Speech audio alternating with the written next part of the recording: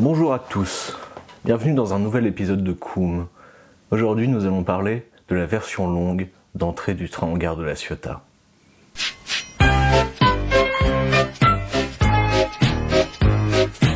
Donc bienvenue dans l'analyse de Thomas le Petit Train. Voilà, c'est bien ça, c'est Thomas le Petit Train, c'est pas Entrée dans le train du gare de La Ciotat, c'est pas ça. Non, c'était une blague, c'était de l'humour, vous connaissez l'humour? Moi j'aime bien l'humour. Donc je parle évidemment de la série du 84, le reste... Non, je touche pas à ça en fait. Non. Il y a une sorte de fascination morbide quand on regarde ce truc parce que on a un peu l'impression que les trains, c'est comme si Ed Gein s'était mis à faire des trains avec des peaux humaines et ce genre de choses. Et les wagons, c'est un petit peu human centipède quoi. Ils sont quand même... Non. J'en souffre grandement. Tous les personnages sont quand même relativement antipathiques. Thomas est un petit con, il y a des gros cons, ils sont tous... C'est tous des merdes en fait. Enfin, sauf les wagons évidemment, parce qu'après tout ce qu'ils ont vécu, je compatis. À un certain moment dans la série, il y a une grève, et je pense qu'ils auraient dû beaucoup plus exploiter ça, partir en grève générale, partir dans un truc énorme, mai 68, je sais pas...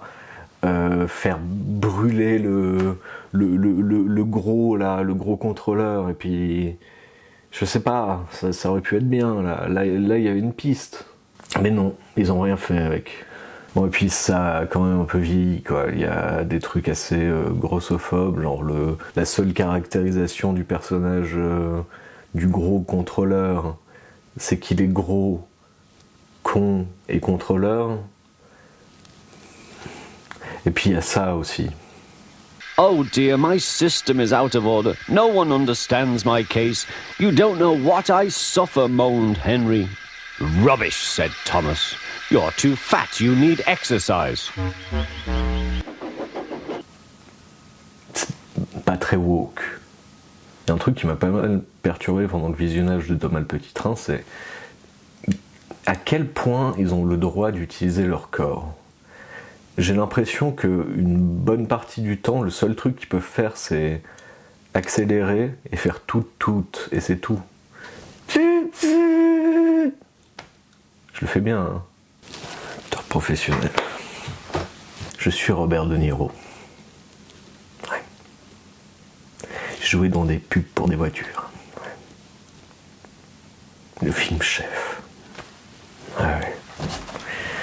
Le reste des parties du corps sont donc contrôlées par le conducteur, parce qu'il y a un conducteur, il y a un type qui s'occupe des freins, il y a un type qui s'occupe de mettre le charbon, donc qui s'occupe de fait de l'accélération. Je suis sûr qu'il y a un type qui s'occupe du Robert De Niro, tout ça. Et c'est super perturbant de voir des personnages qui n'ont pas le contrôle de leur corps. On dirait des... Je sais pas, c'est comme s'ils avaient pas de jambes. Ou que des jambes mais pas de bras. C'est ça, ils ont que des jambes mais pas de bras. Le côté sous-animé a un certain charme, force est de reconnaître.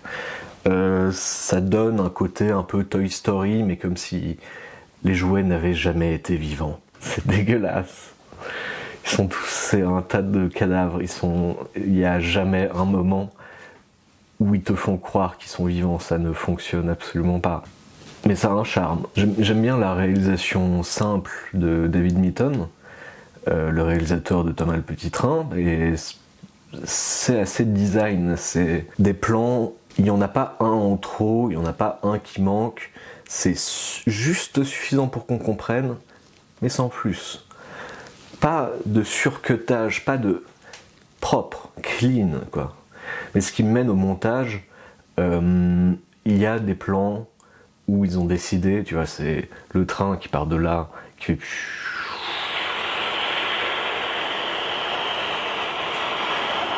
Et voilà, ils coupent la caméra uniquement quand le train est en dehors du champ de vision de la caméra.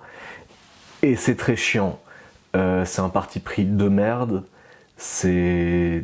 En termes de rythme, ça pète tout. Ils n'ont pas du tout pensé au rythme dans ce truc. C'est dommage. Même pour un truc pour enfants, c'est quand même du foutage de gueule, je trouve. Ils auraient pu couper un peu plus tôt, quoi, tout simplement. Quoique ça donne une sorte de...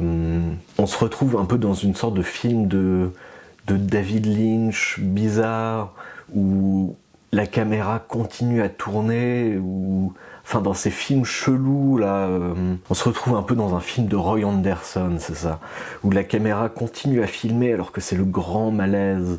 Et pendant quelques plans, on est dans le profond mal-être de l'être humain. Et ça, c'est beau. Non, c'est Thomas le Petit Train. Aussi la caractérisation visuelle entre Thomas et Edward est complètement pétée. Les deux, c'est les mêmes. Si Thomas avait pas ce visage si iconique, il n'y aurait aucun moyen que je comprenne quoi que ce soit. C'est... Non. Faites-les d'autres couleurs, c'est les mêmes. Ah aussi, j'ai pas grand chose à dire là-dessus, mais c'est narré par Ringo Starr, des Beatles. Voilà. Je sais pas ce qu'il fout là. Hein. Je savais pas que c'était un fan de Thomas le Petit Train, mais voilà. Il y a un côté très livre illustré en fait dans la réalisation, et vu que c'est adapté d'un livre illustré.